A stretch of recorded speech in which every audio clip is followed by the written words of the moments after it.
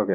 Salaries ಇಲ್ಲಿ ನೋಡಿ, ಇಲ್ಲಿ payment subject to deduction of tax at sources. ಯಾವ್ಯಾವ್ದಕ್ಕೆ ನಾವು ಇಲ್ಲಿ ಏನು ಇನ್ಕಮ್ಗೆ ಟ್ಯಾಕ್ಸಸ್ಗಳನ್ನ TDS ಅನ್ನ ನಾವು ಕಲೆಕ್ಟ್ ಮಾಡ್ಕೊಂತೀವಿ ಅಂತ ಹೇಳ್ಬಿಟ್ಟು, ಸ್ಯಾಲರೀಸ್ ಆಗಿರ್ಬೋದು, payment of recognised provident fund, interest on securities, dividends. So ಇದ್ರ ಮೇಲೆಲ್ಲ ನಾವೇನ್ ಮಾಡ್ತಾ ಹೋಗ್ತೀವಿ, ಆಲ್ಮೋಸ್ಟ್ ಎಲ್ಲ ಇನ್ಕಮ್ ಮೇಲೂ ಕೂಡ ನಾವೇನ್ ಮಾಡ್ತಾ ಹೋಗ್ತೀವಿ, ಟ್ಯಾಕ್ಸಸ್ ಗಳನ್ನ ಸಪರೇಟ್ TDS ಅನ್ನ ನಾವೇನ್ ಮಾಡ್ತಾ ಹೋಗ್ತೀವಿ, ಕಲೆಕ್ಟ್ ಮಾಡ್ತಾ ಹೋಗ್ತೀವಿ. ಗೊತ್ತಾಗ್ತಾ ಇದೆಯಾ? ಸೊ ನಾವೇನ್ ಟ್ಯಾಕ್ಸಬಲ್ ಇನ್ಕಮ್ ಕ್ಯಾಲ್ಕುಲೇಟ್ ಮಾಡ್ತೀವಿ ಅದನ್ನ ಬಿಟ್ಬಿಟ್ಟು ನಾವು ಬೇರೆ ಟ್ಯಾಕ್ಸಸ್ ಮೇಲೆ ಬೇರೆ ಇನ್ಕಮ್, ಈ ಪರ್ಟಿಕ್ಯುಲರ್ ಇನ್ಕಮ್ ಮೇಲೂ ಕೂಡ ನಾವೇನ್ ಮಾಡ್ತಾ ಹೋಗ್ತೀವಿ, ಟ್ಯಾಕ್ಸಸ್ ಗಳನ್ನ ಇಲ್ಲಿ ಕಲೆಕ್ಟ್ ಮಾಡ್ಕೊಂತ ಹೋಗ್ತೀವಿ. ಸೊ ಇಲ್ಲಿ ಪೇಜ್ ನಂಬರ್ 152. ಓಕೆ, ಇಲ್ಲಿ ಕೊಟ್ಟಿದ್ದಾರೆ ನೋಡಿ, ಇಲ್ಲಿ ಏನು ರೇಟ್ ಆಫ್ ಟ್ಯಾಕ್ಸಸ್ ಗಳನ್ನ ಕೊಟ್ಟಿದ್ದಾರೆ. Rate of deduction of tax at source during the financial 22-23. Okay, financial 22-23 ಅಂತಂದ್ರೆ assessment year ಯಾವ್ದಾಗದಪ್ಪ? 23-24.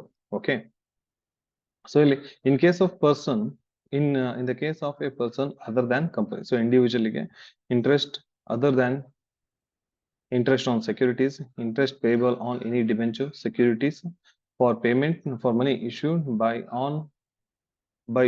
or on behalf of any local authority or corporation established by a central or state act. Okay, so ಇಲ್ಲಿ rate of taxes ಗಳು ನಮಗೆ ಇಲ್ಲಿದ್ದಾವೆ. ಗೊತ್ತಾಗ್ತಾ ಇದೆಯಾ?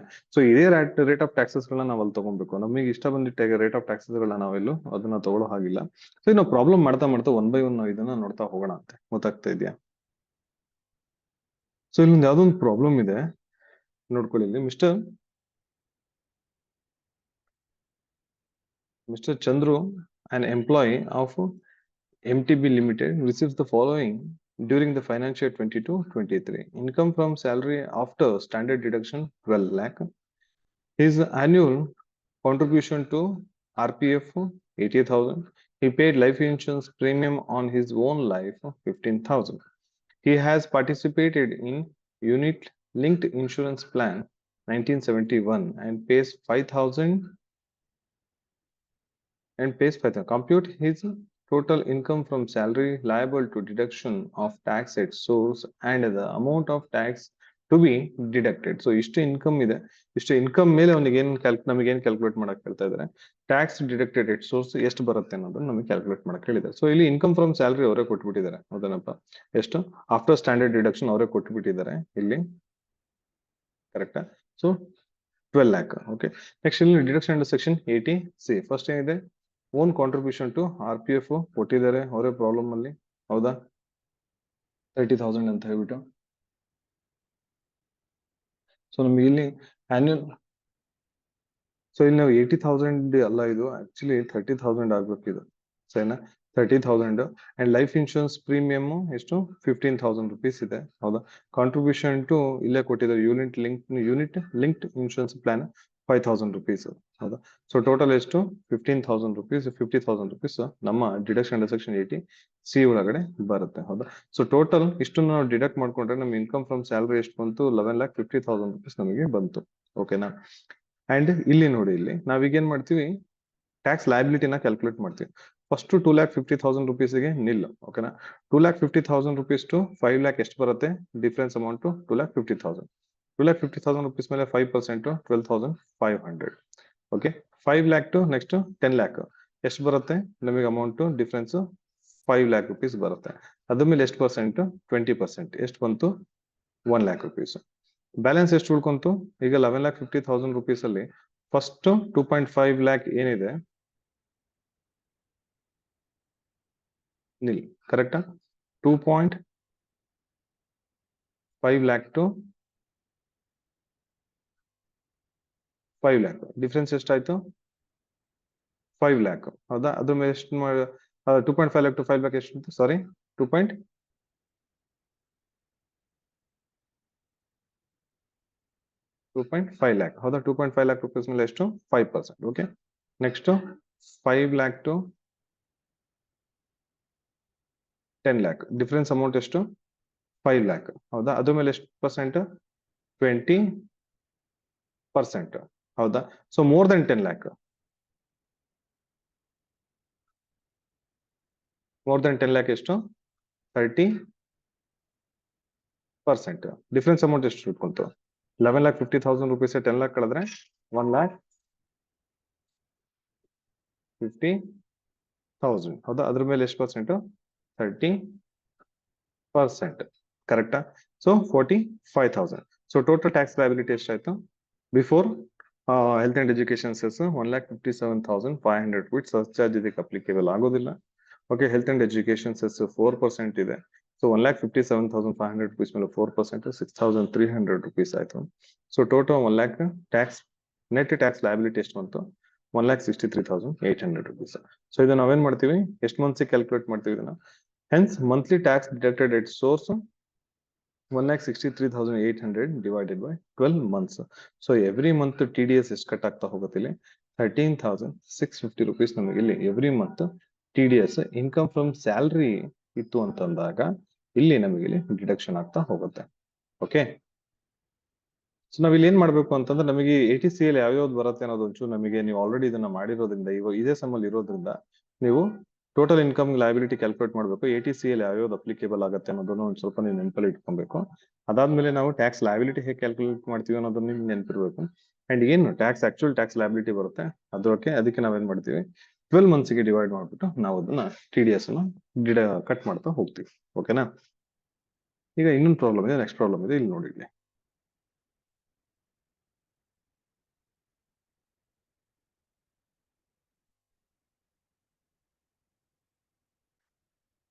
Okay, Ruchita ಏನ್ ಗೊತ್ತೇನಪ್ಪ, ಇದಕ್ಕೆ ಎಷ್ಟು marks ಇರುತ್ತೆ? ನನ್ನ ಪ್ರಕಾರ TDS ಗೆಲ್ಲ ನಾಟ್ ಮೋರ್ ದೆನ್ ನಿಮ್ಮ question paper pattern I think 5 marks 6 marks ಏನೋ ಇರ್ಬೇಕಲ್ವಾ? ಕರೆಕ್ಟಾ?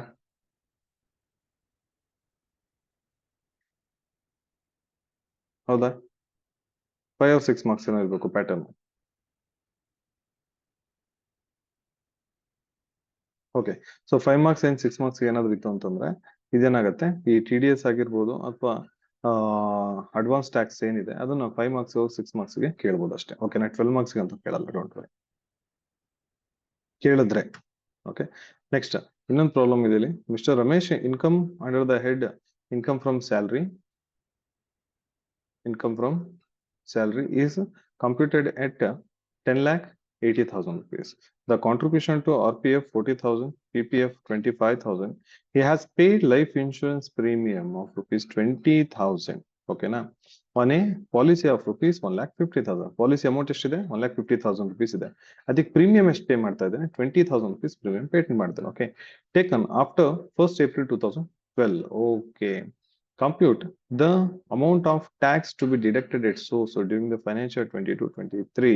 Assume the loss from self-occupied house property is 50,000. Okay, sir. House property ಇಂದ ಅವನಿಗೆ ಲಾಸ್ ಎಷ್ಟಿದೆ ಅಂತೆ? 50,000 rupees ಲಾಸ್ ಇದೆ ಅಂತ. ಸೊ ಈಗ ಏನ್ ಮಾಡೋಣ ನೋಡೋಣ. ಹೌಸ್ ಪ್ರಾಪರ್ಟಿ ಇನ್ಕಮ್ ಎಷ್ಟಿದೆ ಒಂದು? ಸಾಲರಿ ಇನ್ಕಮ್ ಎಷ್ಟಿದೆ? 10,80,000 rupees ಇದೆ. ಹೌದಾ? ಲಾಸ್ ಫ್ರಮ್ ಹೌಸ್ ಪ್ರಾಪರ್ಟಿ ಏನು? 50,000 rupees. ಅದೇ ವರ್ಷದ ಹೌಸ್ ಪ್ರಾಪರ್ಟಿ ಅದೇ ವರ್ಷದ ಲಾಸ್ ಆಗಿದ್ದು ನಾವು ಅದರೊಳಗೆ ಡಿಡಕ್ಟ್ ಮಾಡ್ಕೊಬಹುದು. ಸೊ ಅಲ್ಲಿ ಎಷ್ಟಾಯ್ತು? ಗ್ರಾಸ್ ಟೋಟಲ್ ಇನ್ಕಮ್ ಎಷ್ಟಾಯ್ತು? 10,30,000 rupees. ಈಗ deduction section 18C own contribution to RPF ಕೊಟ್ಟಿದ್ದಾರೆ ಪ್ರಾಬ್ಲಮ್ ಅಲ್ಲಿ. ಹೌದಾ? ಎಷ್ಟು? 40,000 rupees ನಾವಿಲ್ಲಿ ತಗೊಂಡಿದ್ದೀವಿ. And contribution to PPF problem ಅಲ್ಲಿ ಕೊಟ್ಟಿದ್ದಾರೆ, ನಾವಿಲ್ಲಿ ತಗೊಂಡಿದ್ದೀವಿ 25,000. Life insurance premium restricted to 10% of sum assured. Sum assured ಎಷ್ಟಿದೆ? ಇಲ್ಲಿದೆ ಸಮ್ ಅಶ್ಯೂರ್ಡ್ 1,50,000 rupees. ಗೊತ್ತಾಗ್ತಿದೆ? ಸಮ್ ಅಶ್ಯೂರ್ಡ್ ಅಂತಂದ್ರೆ ಪಾಲಿಸಿ ಆಕ್ಚುಯಲ್ ವ್ಯಾಲ್ಯೂ ಗೊತ್ತಾಗ್ತಿದೆ, 1,50,000 rupees. ಸೊ ಯಾವ ಪಾಲಿಸಿ 1st April 2012 ಆಫ್ಟರ್ವರ್ಡ್ಸ್ ನಾವು ಪರ್ಚೇಸ್ ಮಾಡ್ತೀವಿ, ಅಂತಹ ಪಾಲಿಸಿ ಸಮ್ ಅಶ್ಯೂರ್ಡ್ ಏನಿರುತ್ತೆ ಅದರಲ್ಲಿ 10% ಮಾತ್ರ ನಾವು ಎಲಿಜಿಬಲ್ ಇರ್ತೀವಿ ಡಿಡಕ್ಷನ್ ಅಂಡರ್ ಸೆಕ್ಷನ್ 80C ಅಲ್ಲಿ ತಗೊಳ್ಳೋದಕ್ಕೆ. ಓಕೆ, ಇಲ್ಲಿ ಇದನ್ನೆಲ್ಲ ಅಳಿಸ್ಬಿಡ್ತೀನಿ ಒಂದು ನಿಮಿಷ. ಇಲ್ಲಿ ನೋಡಿ, 1st April 2012 ಆಫ್ಟರ್ವರ್ಡ್ಸ್ ನಾವು ಯಾವುದೇ ಪಾಲಿಸಿ ಪರ್ಚೇಸ್ ಮಾಡಿರ್ಲಿ, ಲೈಫ್ ಇನ್ಶೂರೆನ್ಸ್ ಪಾಲಿಸಿ, ಅದ್ರ ಸಮ್ ಅಶ್ಯೂರ್ಡ್ ಏನಿರುತ್ತೆ ಅದರಲ್ಲಿ ಜಸ್ಟ್ 10% ಮಾತ್ರ ನಾವು ಎಲಿಜಿಬಲ್ ಇರ್ತೀವಿ ಡಿಡಕ್ಷನ್ ತಗೊಳ್ಳೋದಕ್ಕೆ, ಯಾವ್ದ್ರಲ್ಲಿ 80C ಒಳಗಡೆ. ಅರ್ಥ ಆಗ್ತಾ ಇದೆ? ಸೊ ಇಲ್ಲಿ 1,50,000 10% ಎಷ್ಟು? Only 1,15,000 rupees. ನಾವು 20,000 rupees ನಾವು ಡಿಡಕ್ಟ್ ಮಾಡ್ಕೊಳ್ಳೋದಕ್ಕೆ ಆಗೋದಿಲ್ಲ, because it is not a rule, because ನಮಗೆ ರಿಸ್ಟ್ರಿಕ್ಷನ್ ಇದೆ ATC ಅಲ್ಲಿ ನಾವು ಡಿಡಕ್ಷನ್ಸ್ ನ ತಗೊಳ್ಳೋದಕ್ಕೆ. ಸೊ ಅದಕ್ಕೆ ನಾವು ಸಮ್ ಅಶ್ಯೂರ್ಡ್ ಏನಿರುತ್ತೆ ಅದ್ರ 10% ಮಾತ್ರ ನಾವು ಕ್ಲೈಮ್ಸ್ ಅನ್ನ ತಗೊಂತೀವಿ ATC ಒಳಗೆ. ಓಕೆ, ಟೋಟಲ್ ಎಷ್ಟಾಯ್ತು ಇದ್ರದ್ದು? 80,000 rupees ಆಯ್ತು. ಸೊ 80,000 rupees ATC ನ ನಾವು ಲೆಸ್ ಮಾಡ್ಕೊಂಡ್ವಿ ಅಂತಂದ್ರೆ 9,50,000 rupees ನಮ್ಮ ಇನ್ಕಮ್ ಫ್ರಮ್ ಸ್ಯಾಲರಿ ಆಯ್ತು. ಓಕೆನಾ? ಸೊ ಈಗ ನಾವು ನೆಕ್ಸ್ಟ್ ನೋಡೋಣ. ಈಗ ಇನ್ಕಮ್ ಟ್ಯಾಕ್ಸ್ ಲಯಬಿಲಿಟಿನ ನಾವು ಕ್ಯಾಲ್ಕುಲೇಟ್ ಮಾಡೋಣ. ಇದಕ್ಕೆ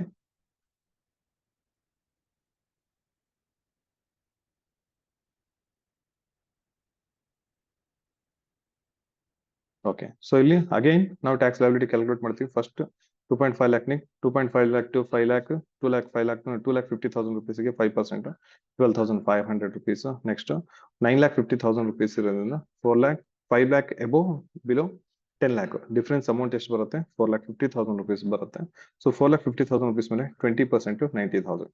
so tax liability before charging health and education cess 1,02,500 rupees. ಅದಕ್ಕೆ ನಾವೇನ್ ಮಾಡಿದ್ವಿ? 4% health and education cess ಅನ್ನ ಕೊಟ್ಟಿದ್ವಿ 4,100. ಟೋಟಲ್ ಟ್ಯಾಕ್ಸ್ ಲಯಬಿಲಿಟಿ ಎಷ್ಟಾಯ್ತು? 1,06,600. ಓಕೆ, ಸೊ ಇಲ್ಲಿ hence monthly tax deducted at source 1,06,000 divided by 12. Okay, so total ಎಷ್ಟು ಬರೋದು? ಸೊ ಎವ್ರಿ ಮಂತ್ಗೆ ಅದನ್ನ ಕ್ಯಾಲ್ಕುಲೇಟ್ ಮಾಡಿದ್ರೆ ಎಷ್ಟು ಬರುತ್ತೆ? 8,883 rupees ನಮಗೆ ಇಲ್ಲಿ ಏನ್ ಬರುತ್ತೆ? ಇನ್ಕಮ್ ಫ್ರಮ್ ಸ್ಯಾಲರಿಗೆ TDS ನಾವು ಪೇ ಮಾಡಬೇಕಾಗತ್ತೆ, ಅಂದ್ರೆ ಯಾವ್ದೋ ಒಬ್ಬ ಎಂಪ್ಲಾಯ್. ಓಕೆನಾ, ಅರ್ಥ ಆಯ್ತಾ ನಿಮಗೆ? ನೆಕ್ಸ್ಟ್ ನಾವು ಬೇರೆ ಪ್ರಾಬ್ಲಮ್ ಹೋಗ್ತೀನಿ.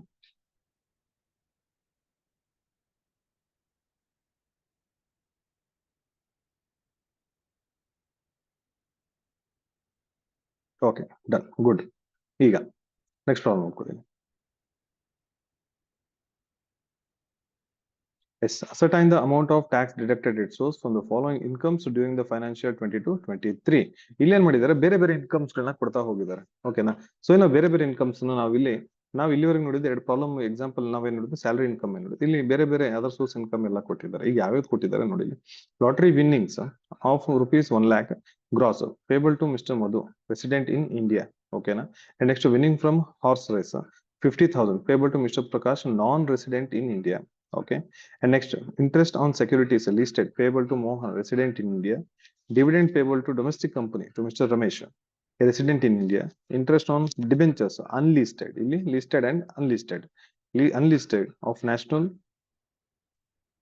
Limited payable to Tukaram, a resident in India, 10,000 rupees. ಈಗ ನಾವು ಈ ಇನ್ಕಮ್ಸ್ ಗೆ TDS ಹೇಗೆ ಕ್ಯಾಲ್ಕುಲೇಟ್ ಮಾಡ್ತೀವಿ? TDS ಎಷ್ಟು ಪರ್ಸೆಂಟ್ ಕೊಡ್ತೀವಿ ಅನ್ನೋದನ್ನ ನೀವು ಇಲ್ಲಿ ನೋಡಿ. ಓಕೆ, ಎಸ್, ಹಾ, ಫಸ್ಟ್ ನೋಡಿ ಇಲ್ಲಿ ಲಾಟ್ರಿ ವಿನ್ನಿಂಗ್ಸ್ ಇದೆ. ಹೌದನಪ್ಪ, ಲಾಟ್ರಿ ವಿನ್ನಿಂಗ್ಸ್ ನಾವೆಲ್ಲ ಏನ್ ಮಾಡಿದ್ವಿ? TDS ಎಷ್ಟು? ಟ್ಯಾಕ್ಸ್ ಡಿಡಕ್ಟೆಡ್ ಎಟ್ ಸೋರ್ಸ್ ಎಷ್ಟು ಕಟ್ ಮಾಡಿದೀವಿ? ಇಲ್ಲಿ 30%, 1 lakh rupees ಮೇಲೆ 30%. ಈ 30% ಹೆಂಗ್ ತಗೊಂಡ್ವಿ ಸರ್ ನಾವು? ಈ 30% ನಮಗೆ ಇಲ್ಲಿ ಕೊಟ್ಟಿರ್ತಾರೆ, ಗೊತ್ತಾಗ್ತಾ ಇದೆ? Winning from lotteries, crossword puzzles, games or other games or any sort. So ಎಷ್ಟು ಪರ್ಸೆಂಟ್? 30% ನಾವೇನ್ ಮಾಡ್ತೀವಿ? ಇಲ್ಲಿ TDS ಅನ್ನ ಕೊಡ್ತೀವಿ, ಗೊತ್ತಾಗ್ತಾ ಇದೆ? ಅದೇ ರೀತಿ ವಿನ್ನಿಂಗ್ ಫ್ರಮ್ ಹಾರ್ಸ್ ರೇಸ್ ಇತ್ತು ಅಂತಂದ್ರೆ 30% ಕೊಡ್ತೀವಿ. ಎನಿ ಅದರ್ ಇನ್ಕಮ್ಸ್ ಏನಾದ್ರು ಇತ್ತು ಅಂತ ಅದಕ್ಕೆ 10% TDS ಅನ್ನ ನಾವೇನ್ ಮಾಡ್ತೀವಿ? ಕಟ್ ಮಾಡ್ತೀವಿ. ಸೊ ಇಲ್ಲಿ ಪೇಜ್ ನಂಬರ್ 152 ರೆಫರ್ ಮಾಡಿದ್ರಿ ಅಂತಂದ್ರೆ ನಿಮಗೆ ಇಲ್ಲಿ ರೇಟ್ ಆಫ್ ಟ್ಯಾಕ್ಸಸ್ ಏನಿದೆ, TDS ಏನಿದೆ, ಅದು ನಿಮಗೆ ಸಿಕ್ಬಿಡತ್ತೆ, ಗೊತ್ತಾಗ್ತಾ ಇದೆ? ಈಗ ನಾವು ಮತ್ತೆ ಪ್ರಾಬ್ಲಮ್ ಹೋಗೋಣ. Okay, winning from horse race. Okay, ಇಲ್ಲಿ ನೋಡಿ, interest on securities, winning from horse race 50,000 payable to mister Prakash, non resident in India ಅಂತ ಕೊಡ್ತಾ ಇದ್ದಾರೆ. ಇಲ್ಲಿ ನಾವೇನ್ ಮಾಡಿದ್ವಿ? Winning from horse race 50,000 rupees ಮೇಲೆ 30% plus health and education cess 4% ನಾವು ಇದಕ್ಕೆ ಚಾರ್ಜ್ ಮಾಡಿದ್ವಿ. ಯಾಕೆ ಅಂತಂದ್ರೆ ಇಲ್ಲಿ ನೋಡಿ, ನಾನೊಂದ್ ಎರಡು ರೆಫರೆನ್ಸ್ ಗೆ ನಾನು ಈ ತರ ನಾನು ಹೇಳ್ತಾ ಹೋಗ್ತೀನಿ, ಆಮೇಲೆ ನೀವು ಅದನ್ನ ಮುಂದಿನ ಪ್ರಾಬ್ಲಮ್ಸ್ ನೋಡ್ತಾ ಹೋಗಿ. ಓಕೆನಾ, ಇಲ್ಲಿ where the person is non resident, ಗೊತ್ತಾಗ್ತಾ ಇದೆ? ಇಲ್ಲಿ where the person is non resident ಇತ್ತು ಅಂತಂದಾಗ ಇಲ್ಲಿ ನೋಡಿ,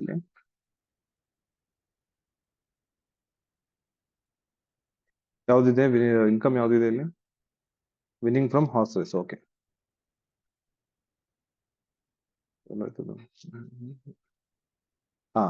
on winning of horse race, ಗೊತ್ತಾಗ್ತದೆ?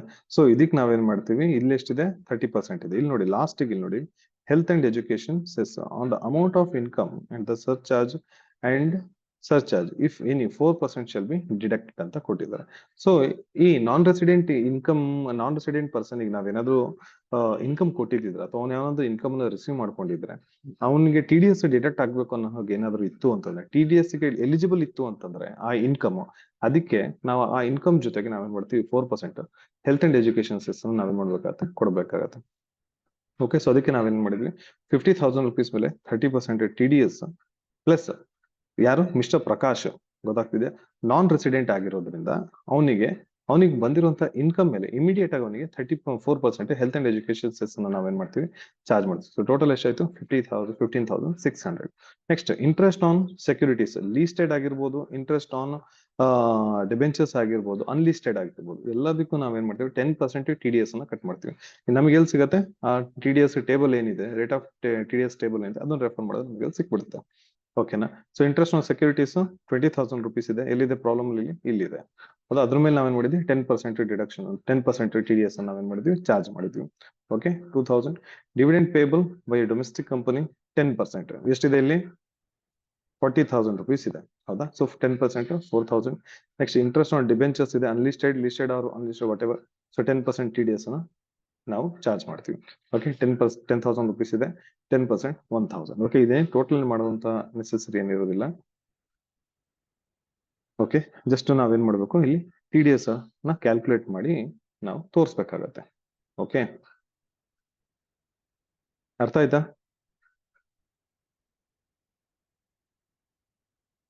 ಮುಂದೆ ಹೋಗುವ. Okay done. ನೆಕ್ಸ್ಟ್ ಪ್ರಾಬ್ಲಮ್ ಕೊಡಿ. ಓಕೆ ನಾನು ಇದು ರೆಕಾರ್ಡಿಂಗ್ ಕಳಿಸ್ತೀನಿ. Okay don't worry, just problem ಅನ್ನ ಮಾತ್ರ ಕಾನ್ಸಂಟ್ರೇಟ್ ಮಾಡ್ತಾ ಹೋಗಿ. Next, during the financial year 2022-23, find out the tax to be deducted at source in the following cases. If the recipient is an individual and a resident in India. Okay. Income from interest on second. Now simultaneously one by one ಹಾಗೆ ನೋಡ್ತಾ ಹೋಗ್ಬಿಡೋಣಪ್ಪ. ಮತ್ತೆ time problem ಒಂದ್ಸಲಿ solution ಒಂದ್ಸಲಿ ಬೇಡ. Okay income from interest on securities ಎಷ್ಟಿದೆ? 60,000 rupees ಇದೆ. ಹೌದಾ. So ನಾನು ಜಸ್ಟ್ ಹೇಳಿದೆ ಇಂಟ್ರೆಸ್ಟ್ ಆನ್ ಸೆಕ್ಯೂರಿಟೀಸ್ ಡಿಬೆಂಚರ್ಸ್ ಏನಾಯ್ತು ನಾವೇನ್ ಮಾಡ್ತೀವಿ 10% TDS ನ ಕೊಡ್ತೀವಿ. ಎಷ್ಟಾಯ್ತು ಇಲ್ಲಿ? 6,000 rupees. Next payment regarding lottery winnings. ಓಕೆನಾ. ಲಾಟರಿ ವಿನ್ನಿಂಗ್ಸ್ ನೋಡಿ ಇಲ್ಲಿ ಎಷ್ಟಿದೆ ಅಮೌಂಟ್? ಇಲ್ಲಿ 5,000 rupees ಇದೆ. ಲಾಟರಿ ವಿನ್ನಿಂಗ್ಸ್ ಏನ್ ಎಷ್ಟಿರ್ಬೇಕು? ಮೋರ್ ದನ್ 10,000 rupees ಮಾತ್ರ ಇರಬೇಕು. Payment regarding lottery winnings 5,000 rupees ಇದೆ. TDS ಚಾರ್ಜ್ ಮಾಡಲ್ಲ. ಯಾಕೆ? Amount not more than 10,000. Amount ಎಷ್ಟಿರ್ಬೇಕು? ಮೋರ್ ದನ್ 10,000 rupees ಇರಬೇಕು ವಿನ್ನಿಂಗ್ಸ್ ಇಂದ ಏನಾದ್ರು ಇತ್ತು ಅಂತಂದ್ರೆ. ಓಕೆ ಅವಾಗ ಮಾತ್ರ ನಾವು ಅದಕ್ಕೆ ನಾವೇನ್ ವಿನ್ನಿಂಗ್ಸ್, ಲಾಟರಿ ವಿನ್ನಿಂಗ್ಸ್ ಆಗಿರ್ಬೋದು ಅಥವಾ ಹಾರ್ಸ್ ರೇಸ್ ವಿನ್ನಿಂಗ್ಸ್ ಆಗಿರ್ಬೋದು, ಮೋರ್ ದನ್ 10,000 rupees ಇತ್ತು ಅಂತಂದ್ರೆ ಮಾತ್ರ ಅದಕ್ಕೆ ನಾವೇನ್ ಮಾಡ್ಬೇಕಾಗುತ್ತೆ TDS ಅನ್ನ ಕಟ್ ಮಾಡ್ತೀವಿ, TDS ಅನ್ನ ಚಾರ್ಜ್ ಮಾಡ್ತೀವಿ. ಅದರ್ವೈಸ್ ಅದ್ರ ಮೇಲೆ TDS ಅನ್ನ ಚಾರ್ಜ್ ಮಾಡೋದಕ್ಕೆ ಆಗುತ್ತಿಲ್ಲ. Okay dividend from domestic company ಎಷ್ಟಿದೆ? 40,000 rupees ಇದೆ. ಅದು 40,000 rupees ಮೇಲೆ ನಾವೇನ್ ಮಾಡಿದ್ವಿ 10%. ವಿನ್ನಿಂಗ್ ಫ್ರಮ್ ಹಾರ್ಸ್ ರೇಸ್ ಎಷ್ಟಿದೆ ಇಲ್ಲಿ? 50% ಇದೆ. ಸಾರಿ 50,000 rupees ಇದೆ. ವಿನ್ನಿಂಗ್ ಫ್ರಮ್ ಹಾರ್ಸ್ ರೇಸ್ ಎಷ್ಟು TDS? 50,000 rupees ಮೇಲೆ 30% 15,000 rupees ಚಾರ್ಜ್ ಮಾಡಿದ್ವಿ. Winning from another horse race ಎಷ್ಟಿದೆ? 9,000 rupees ಇದೆ. ಇದು ನಾವು ಚಾರ್ಜ್ ಮಾಡೋದಕ್ಕೆ ಆಗೋದಿಲ್ಲ. ಚಾರ್ಜ್ ಮಾಡಿದೀವಿ ನೋಡೋಣ ಇಲ್ಲಿ. ಇಲ್ಲ. ಹೌದಾ. Amount not more than 10,000 rupees ಅಂತ ಕೊಡ್ತಾರೆ. ಸೊ ಅದಕ್ಕೆ ಇದೇನ್ ಮಾಡಿದೀವಿ ನಾವು ನಿಲ್ ತೋರಿಸಿದೀವಿ. Next commission to lottery agent 25,000 rupees ಇದೆ. ಸೊ TDS ಆನ್ 25,000 ಎಷ್ಟು? 5%. ಅರ್ಥ ಆಗ್ತಾ ಇದೆ? 5% ನಾವು ಚಾರ್ಜ್ ಮಾಡಿದ್ವಿ ಎಷ್ಟು rupees ಮೇಲೆ? 25,000 rupees ಮೇಲೆ 1,250 rupees. Next insurance commission 35,000 rupees. ಇದನ್ನು ಕೂಡ ಎಷ್ಟು? 5%. ಓಕೆ 5% ನಮಗೆ ಎಲ್ಲಿತ್ತು ಅಗೇನ್ ಇನ್ನೊಂದ್ಸರಿ ತೋರಿಸ್ಬಿಡ್ತೀನಿ ನಾನು. ನಮ್ಮ ಒಂದು TDS ಟೇಬಲ್ ಏನಿದೆಯಲ್ಲ ಅದನ್ನ ರೆಫರ್ ಮಾಡಿದ ತಕ್ಷಣ ನಮಗೆ ಅಲ್ಲಿ ಸಿಕ್ಬಿಡತ್ತೆ. Okay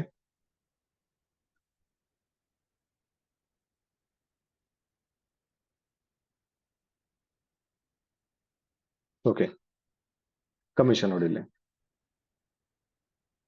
insurance commission 5%. ಓಕೆನಾ.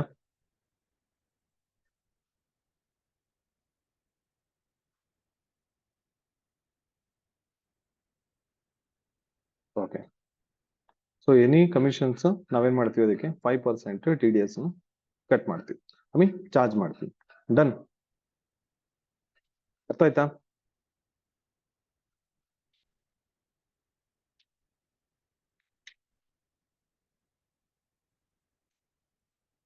ಮುಂದೆ ಹೋಗುವ ಈಗ ಅಡ್ವಾನ್ಸ್ ಟ್ಯಾಕ್ಸಿಗೆ.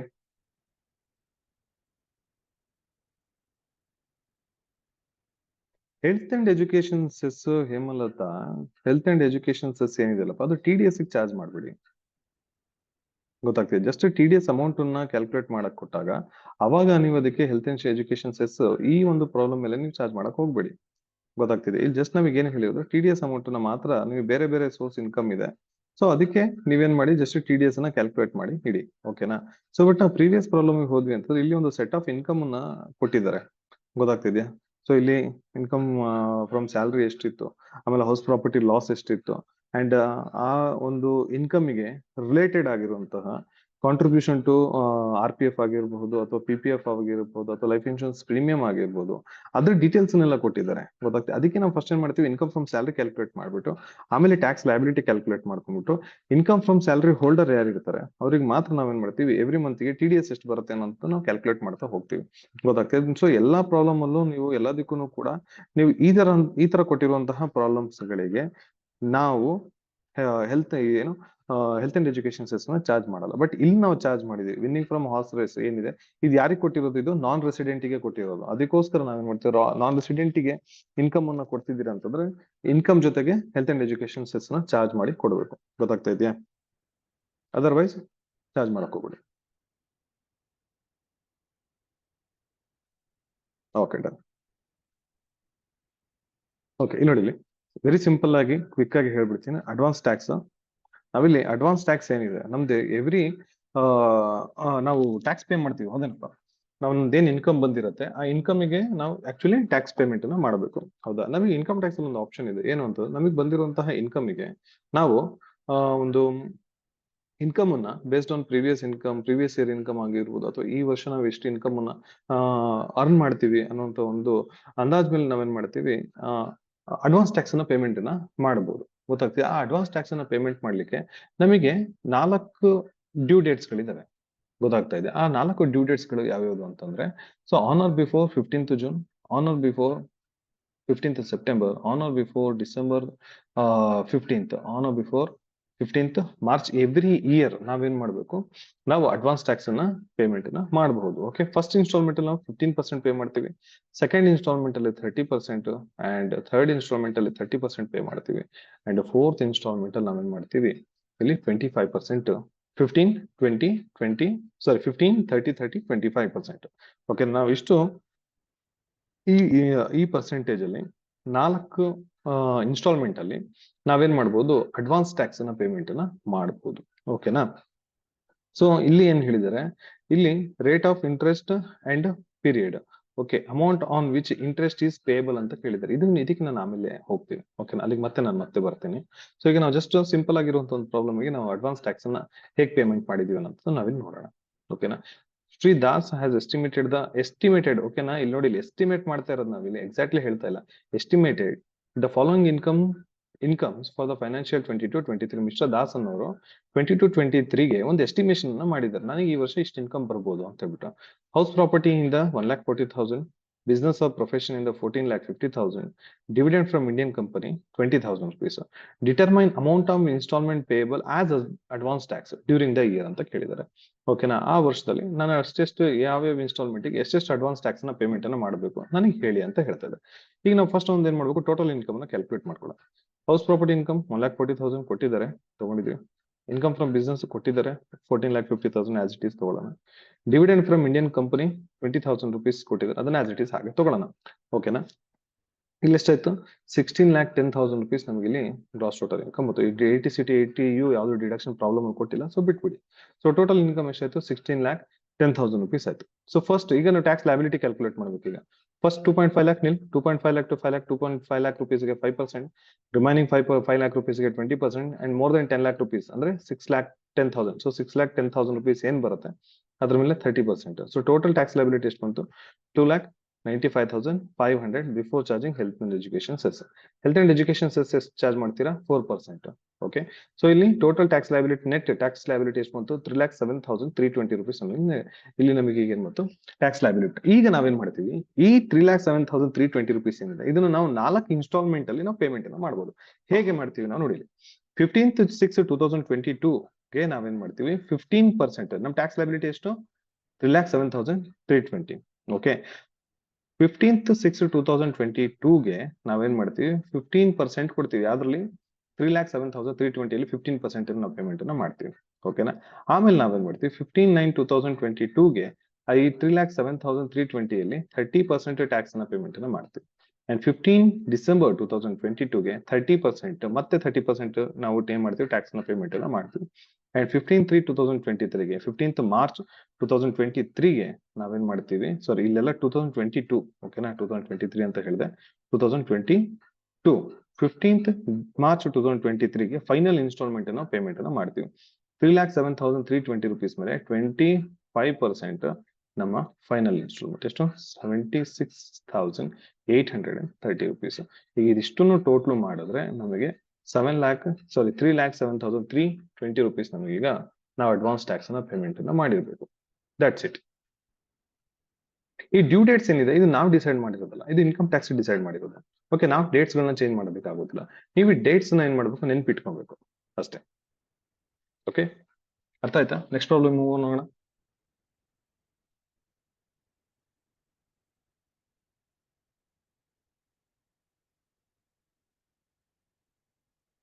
ಎಸ್, ಬೇಗ ಹೇಳಿ.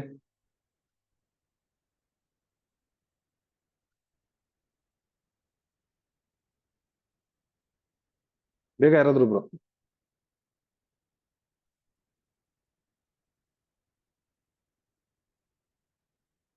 ಕೇಳಿಸ್ತಾ ಇಲ್ವಾ ಮಾತಾಡ್ತಿರೋದು?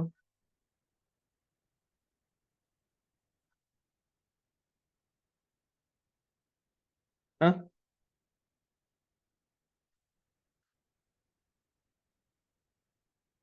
Okay, done.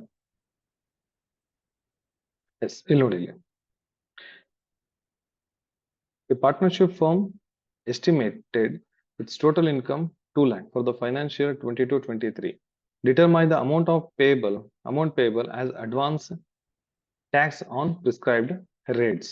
ಓಕೆ, ಸೊ ಇಲ್ಲಿ ನಾವು ಏನ್ ಮಾಡ್ತೀವಿ, ಇಲ್ಲಿ ನಾವು ಪಾರ್ಟ್ನರ್ಶಿಪ್ ಫರ್ಮ್ ಆಗಿರೋದ್ರಿಂದ 2 lakh rupees ಇನ್ಕಮ್ ಇದೆ. 30% ಫ್ಲಾಟ್ ರೇಟ್ ಅಲ್ಲಿ ಫರ್ಮ್ ಆಗಿರೋದ್ರಿಂದ 30% ಫ್ಲಾಟ್ ರೇಟ್ ಅಲ್ಲಿ ನಾವು ಟ್ಯಾಕ್ಸ್ ಲಯಬಿಲಿಟಿ ಕ್ಯಾಲ್ಕುಲೇಟ್ ಮೇಲ್ಗಡೆ ನಾವು ಕ್ಯಾಲ್ಕುಲೇಟ್ ಮಾಡಿದ್ವಿ ಇಂಡಿವಿಜುವಲ್ಗೆ, ಇದು ಕಂಪನಿ ಫರ್ಮ್ ಇದು. ಸೊ ಅದಕ್ಕೋಸ್ಕರ ನಾವೇನ್ ಮಾಡಿದ್ವಿ 30% ಫ್ಲಾಟ್ ಅನ್ನ ಚಾರ್ಜ್ ಮಾಡಿದ್ವಿ. 60,000 rupees. ವಿನಯ್, ಡಿಸ್ಪ್ಲೇ ಮೇಲೆ ಏನು ತಿದ್ಬೇಡ. And total income tax 60,000 rupees. Okay, surcharge ಇದಕ್ಕೆ ಅಪ್ಲಿಕೇಬಲ್. ಹೆಲ್ತ್ ಅಂಡ್ ಎಜುಕೇಶನ್ ಸೆಕ್ಸ್ 2,400 rupees, 62,400 rupees. ಓಕೆನಾ? ಸೊ 62,400 rupees ನಾವೇನ್ ಮಾಡ್ತೀವಿ, 4 ಇನ್ಸ್ಟಾಲ್ಮೆಂಟ್ ಅಲ್ಲಿ ಕೊಡ್ತೀವಿ. ಓಕೆನಾ? ಈ 4 ಇನ್ಸ್ಟಾಲ್ಮೆಂಟ್ ಅಲ್ಲಿ ನಾವೇನ್ ಮಾಡ್ತೀವಿ, ಹೆಲ್ತ್ ನಾವು ಟ್ಯಾಕ್ಸ್ ಅನ್ನ ಪೇಮೆಂಟ್ ಅನ್ನು ಮಾಡ್ತೀವಿ. 15/6/2022ಗೆ 62,400 ಅಲ್ಲಿ 15% ನ ಚಾರ್ಜ್ ಮಾಡ್ತೀವಿ. ಎಷ್ಟು? 9,360. ಓಕೆ, ನೆಕ್ಸ್ಟ್ 15/9/2022ಗೆ 62,400 rupees ಅಲ್ಲಿ 30% ಟ್ಯಾಕ್ಸ್ ಅನ್ನು ಕೊಡ್ತೀವಿ. 18,720. ಅಂಡ್ 15th December 2022ಗೆ ನಾವು ಅಗೈನ್ 30% ನ ಚಾರ್ಜ್ ಮಾಡ್ತೀವಿ. ಅದ್ರ ಮೇಲೆ 62,400 rupees. Okay, 18,720. And 15th March 2023ಗೆ ನಾವು 25% ಚಾರ್ಜ್ ಮಾಡ್ತೀವಿ. 15,600 rupees ನಾವು ಫೈನಲ್ ಆಗಿ ಲಾಸ್ಟ್ ಇನ್ಸ್ಟಾಲ್ಮೆಂಟ್ ಅನ್ನು ನಾವೇನ್ ಮಾಡ್ತೀವಿ, ಪೇಮೆಂಟ್ ಅನ್ನ ಮಾಡ್ತೀವಿ. ಓಕೆನಾ? ಅರ್ಥ ಆಯ್ತಾ?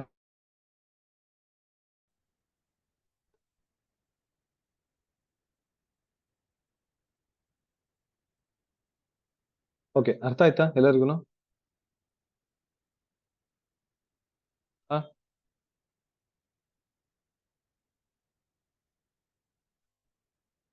Okay, done. ಸೊ ಈಗ ನಾನು ಒಂದೇ ನಿಮಿಷ